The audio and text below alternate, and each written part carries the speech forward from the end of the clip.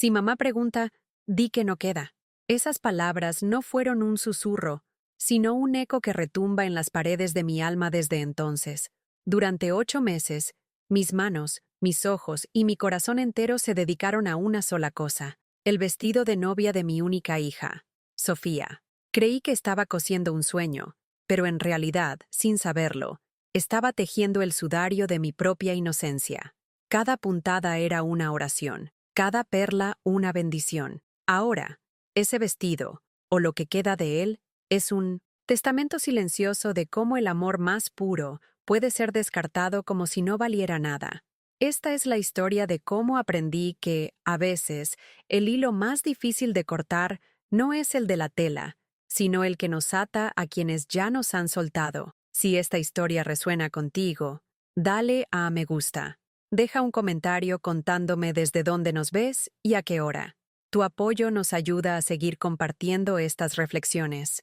Y no olvides suscribirte para no perderte ningún relato. Mi vida siempre ha transcurrido entre hilos y telas, no como una profesión que paga las facturas, sino como el lenguaje secreto de mi corazón. Aprendí de mi madre, en una vieja máquina de coser a pedal que cantaba una melodía ronca mientras sus pies danzaban con una gracia hipnótica. Ella me enseñó que coser no era unir pedazos de tela, sino custodiar memorias.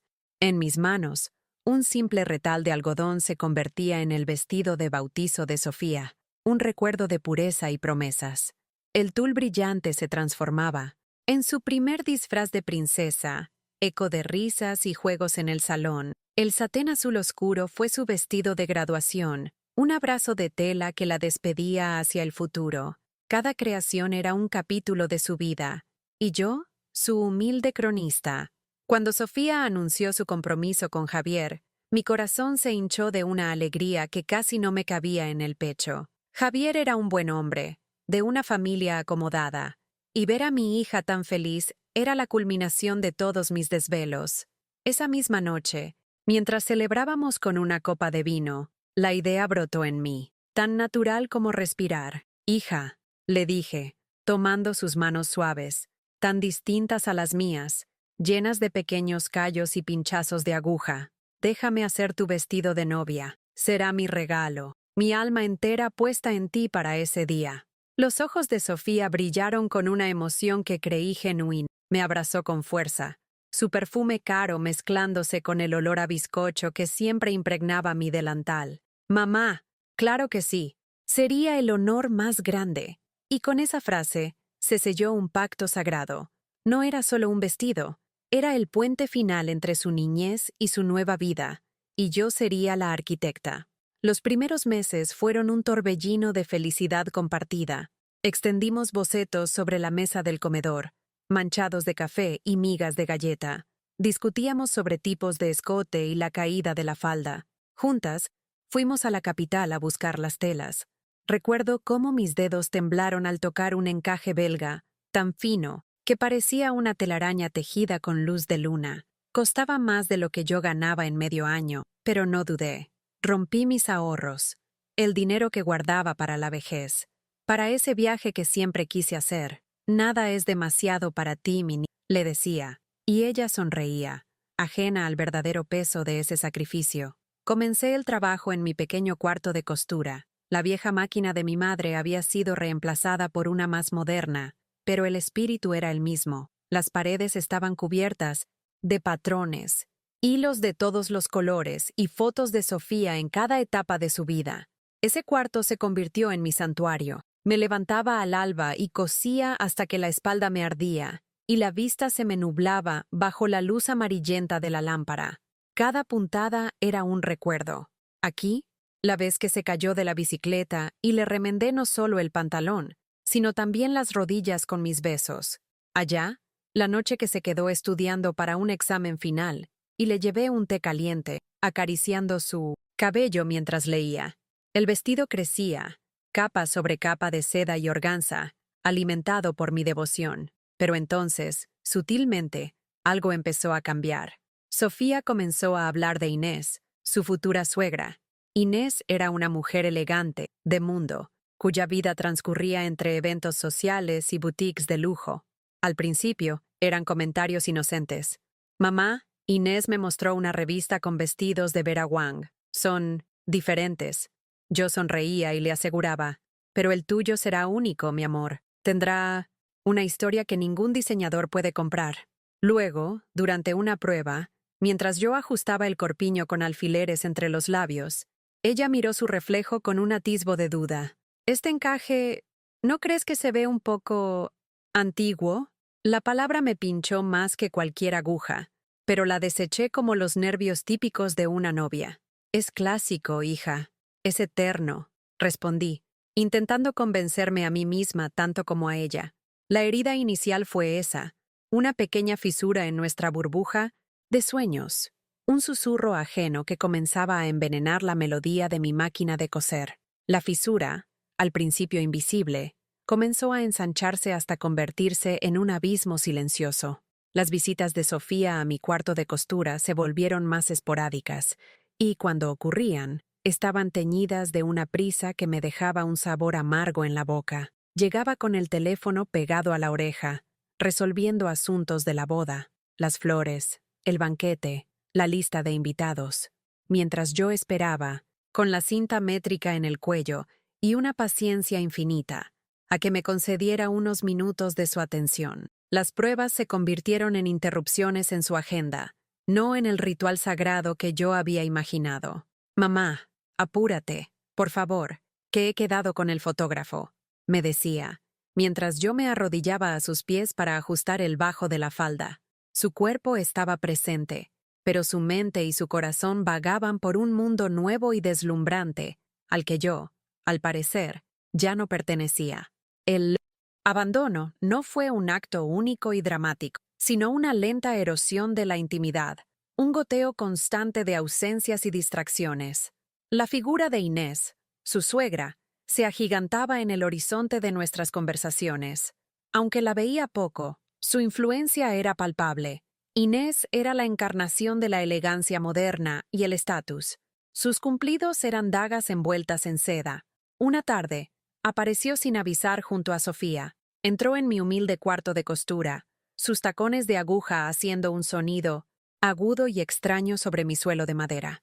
Paseó la mirada por mis telas, mis hilos, y finalmente por el vestido, que descansaba majestuoso en el maniquí. «Oh, Elena», dijo, con una sonrisa que no le llegaba a los ojos. «Qué esfuerzo tan admirable. Se nota que está hecho con mucho cariño, muy casero».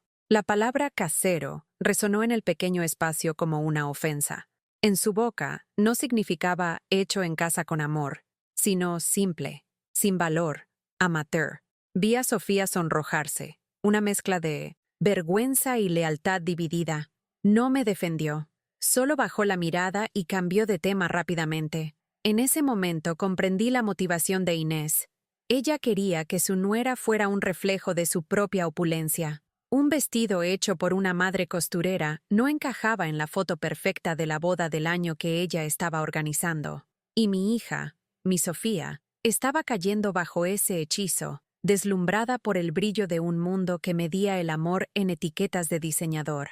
Mi trabajo continuó en una soledad cada vez más profunda. El cuarto de costura, antes mi refugio feliz, se transformó en una celda de esperanza y ansiedad.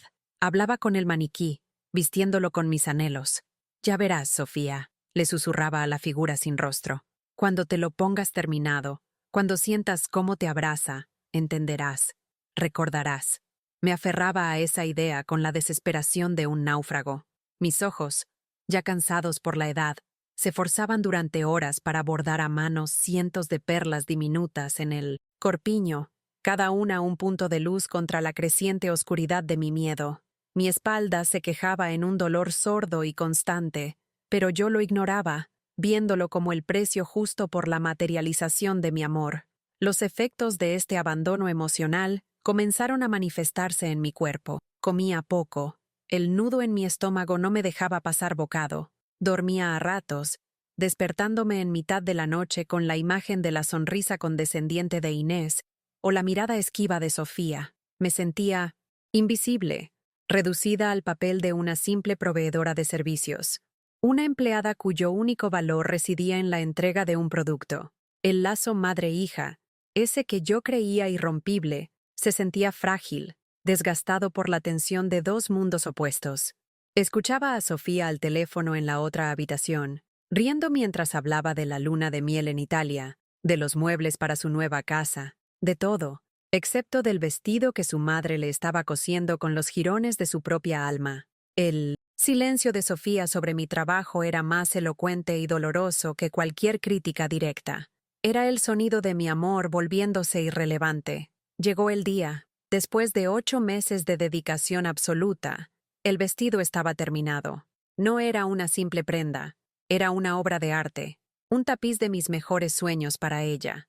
La seda caía con la gracia de una cascada, el encaje dibujaba filigranas sobre la piel como si hubiera crecido allí, y las perlas captaban la luz con un brillo discreto y elegante. Estaba exhausta, mis dedos estaban hinchados y mis ojos enrojecidos, pero mi corazón rebosaba de un orgullo tan vasto como el océano. Era, sin duda, lo más hermoso que mis manos habían creado jamás.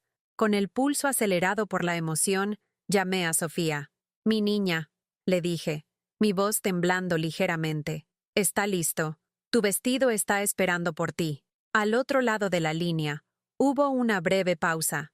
«Qué bien, mamá. Intentaré pasarme esta tarde para la prueba final. Te aviso». Su tono era práctico, casi administrativo. No había ni un ápice de la emoción que yo sentía. Aún así, me aferré a la esperanza. Cuando lo vea, me repetí, todo cambiará. Pasé las siguientes horas preparando el escenario para la gran revelación. Limpié el cuarto de costura hasta que brilló. Coloqué el vestido en el centro del maniquí, ajustando cada pliegue para que luciera perfecto. Quería que el momento fuera mágico, inolvidable. El tiempo pasaba y Sofía no llegaba. La tarde se desvaneció en un crepúsculo, anaranjado. Estaba a punto de llamarla de nuevo cuando oí la puerta principal de la casa abrirse. Mi corazón dio un vuelco de alegría. Había llegado. Queriendo darle una sorpresa, me quedé en silencio en mi cuarto de costura, al fondo del pasillo, escuchando sus pasos. Pero no venía sola. Oí la voz inconfundible y melosa de Inés. «Asegúrate de que no esté en el salón. No quiero tener que hablar con ella ahora». Se dirigieron a la sala de estar, justo al lado de mi escondite. Pensé en salir, en mostrarles mi obra maestra y disipar todas sus dudas con su belleza. Pero algo me detuvo. Una premonición helada que me erizó la piel. Me quedé quieta, conteniendo la respiración, y escuché. «¿Y bien?», preguntó Inés. Su voz un susurro afilado. «¿Cómo piensas decirle a tu madre que no vas a usar eso? La boda es en 2 semanas». Hubo un silencio, y luego la voz de mi hija, mi Sofía, pronunció las palabras que destrozarían mi mundo. «No te preocupes», dijo con un tono de fastidio. «Ya compré el vestido de diseñador que vimos la semana pasada. Es increíble». Suspiró. «Es demasiado ella, demasiado simple, demasiado casero, como tú decías. No pega con el resto de la boda». «¿Y qué excusa le darás?», insistió Inés. Y entonces llegó el golpe final, la mentira calculada no para proteger mis sentimientos, sino para evitar su propia incomodidad. Fácil. Le diré que no me queda bien, que he engordado un poco por el estrés del último mes. Es una excusa perfecta. No podrá discutirlo. Si mamá pregunta, di que no queda. Así no herimos su orgullo de costurera. El aire se escapó de mis pulmones. Tuve que apoyarme en la pared para no caer. El cuarto, mi santuario, de repente se sentía frío y ajeno. Miré el vestido en el maniquí. Ya no veía una obra de amor, sino un monumento a mi estupidez, un fantasma blanco y brillante que se burlaba de mi devoción. Los 8 meses de sacrificio, las noches en vela, las yemas de los dedos doloridas, el dinero invertido, todo se derrumbó en un instante. La traición no era sobre un trozo de tela, era mucho más profunda. Era la vergüenza de mi hija, vergüenza de mí, de su origen, de mi amor simple y hecho a mano, que no tenía cabida en su nueva vida de apariencias. Oí cómo se levantaban y salían de casa, y yo me quedé allí, inmóvil, en las ruinas de lo que había sido mi mayor ilusión. La revelación no había sido un grito, sino una sentencia susurrada en la habitación de al lado. El sonido de la puerta principal cerrándose fue como un portazo en mi alma. Pero no grité, no lloré. El shock inicial dio paso a una calma gélida, una lucidez dolorosa y cortante como un trozo de cristal. Me quedé sentada en mi pequeño taburete, en la penumbra del cuarto de costura, mirando el vestido. El silencio de la casa era ahora un lienzo en blanco sobre el que las palabras de mi hija se pintaban una y otra vez. Demasiado simple, demasiado ella. Di que no queda. Pasé toda la noche en vela, pero no lamentándome. Una nueva determinación, forjada en el fuego de la traición, se apoderó de mí. El amor ciego y abnegado había muerto esa tarde. En su lugar, nació una dignidad silenciosa y feroz. Al amanecer, con los primeros rayos de sol filtrándose por la ventana, tomé una decisión, me levanté, y con un pulso firme que me sorprendió a mí misma, cogí mis tijeras de costura más finas, las de acero alemán, reservadas para los cortes más delicados. No me abalancé sobre el vestido con furia. Eso habría sido un sacrilegio, una profanación de mi propio amor invertido. En cambio, actué con la precisión metódica de un cirujano. Comencé a desmontarlo, pieza por pieza. Con una habilidad experta, descosí las mangas de encaje, liberándolas del corpiño. Corté los hilos que sujetaban la cremallera invisible. Con unas pinzas diminutas, retiré, una por una, cada una de las cientos de perlas que había cosido a mano, depositándolas en una pequeña bolsa de terciopelo. Desmonté el vestido como quien desarma un recuerdo, separando sus componentes con un respeto casi fúnebre. La seda, la organza, el encaje, todo fue cuidadosamente doblado y apilado sobre mi mesa de trabajo. Cuando terminé, el maniquí estaba desnudo, vulnerable, como mi corazón. Al mediodía, tal como había anunciado, llegó Sofía. Entró con una sonrisa ensayada, una expresión de falsa compasión en su rostro, preparada para representar su pequeña farsa. «Mamá, he estado pensando y...», comenzó a decir, pero su voz se apagó al entrar en el cuarto de costura. Su mirada recorrió la escena. Yo, sentada tranquilamente en mi taburete, el maniquí vacío, y sobre la mesa, los restos ordenados y clasificados de su vestido de novia. La confusión desdibujó su cara. «Mamá, ¿qué ha pasado? ¿El vestido? ¿Dónde está?» Levanté la vista y la miré directamente a los ojos. Mi mirada no contenía ira ni lágrimas, solo una tristeza profunda y serena. «El vestido ya no existe, Sofía», dije con voz suave pero firme. «Al parecer, no te quedaba». Ella palideció, atrapada en 1900. Su propia mentira. Comenzó a tartamudear, intentando aferrarse al guión. «Sí, es que he engordado un poco con el estrés, mamá. Lo siento tanto. Después de todo tu trabajo», la interrumpí. No con brusquedad, sino con la autoridad tranquila de la verdad. «No, Sofía. No te molestes. Te oí ayer. Oí tu conversación con Inés». El shock en su rostro fue mi catarsis. Vio cómo su engaño se desmoronaba, dejándola expuesta y sin defensas. No hubo gritos, no hubo reproches. Mi calma era mi poder. Empujé una pequeña caja hacia ella sobre la mesa. «Aquí tienes», dije. «Es el encaje belga original. Es muy valioso. Y aquí», añadí, deslizando la bolsita de terciopelo, «están todas las perlas. Véndelas. O úsalas para adornar ese vestido de diseñador que sí te representa. El que de verdad te queda». Continué, mi voz sin un atisbo de temblor. «Pensé que te estaba regalando un vestido, pero ahora veo que lo que te ofrecía era mi amor, mi tiempo, mi historia. Y es evidente que eso, para ti, ya no tiene valor. No te preocupes. Te libero de esta carga. Ahora puedes usar lo que desees sin tener que mentirme». Sofía se quedó sin palabras, con la caja y la bolsa entre nosotros, como pruebas irrefutables de su traición. La vergüenza que sentía no provenía de mis acusaciones, sino de mi dignidad. En ese cuarto, rodeada por los fragmentos de mi devoción, no era yo la que estaba rota. Había retomado el control, no de ella, sino de mí misma. Había transformado mi dolor en un acto de autorredención. El silencio que siguió a mis palabras fue más pesado que cualquier discusión. Sofía abrió la boca varias veces para hablar, pero solo salieron balbuceos incoherentes. Las lágrimas comenzaron a rodar por sus mejillas, pero no eran lágrimas de arrepentimiento genuino, sino de humillación, de haber sido descubierta. «Mamá, yo no quería...» Perdóname. Las palabras sonaban huecas. Una disculpa tardía para aliviar su propia culpa. No mi dolor. No la consolé. No le ofrecí un perdón, fácil que anulara la profundidad de la herida. Simplemente asentí. La boda sigue en pie, Sofía, y yo estaré allí. Soy tu madre. Con esa frase tracé una nueva frontera. El amor incondicional y servil había terminado. Lo que quedaba era un deber, una conexión biológica que ya no estaba adornada por la intimidad y la confianza ciega que yo había dado por sentadas.